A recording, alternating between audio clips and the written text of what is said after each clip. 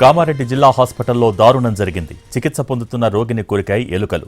అనారోగ్య కారణాలతో జిల్లా కేంద్రంలోని ప్రభుత్వ మెడికల్ హాస్పిటల్లో వారం నుంచి ఐసీయూలో చికిత్స పొందుతున్నాడు షేక్ ముజీబ్. రాత్రి నిద్రిస్తున్న సమయంలో ఎలుక ముజీబ్ కాళ్లు చేతుల భాగంలో గాయపరిచింది. బాధితుడికి తీవ్ర రక్తస్రావమైంది. ఎలుకల సంచారంతో రోగులు ఆందోళన వ్యక్తం చేస్తున్నారు.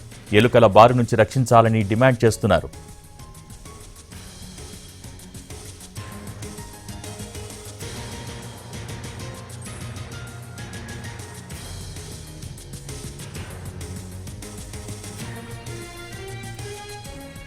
కామారెడ్డి జిల్లా హాస్పిటల్లో దారుణం జరిగింది. చికిత్స పొందుతున్న రోగిని కొరికాయి ఎలుకలు.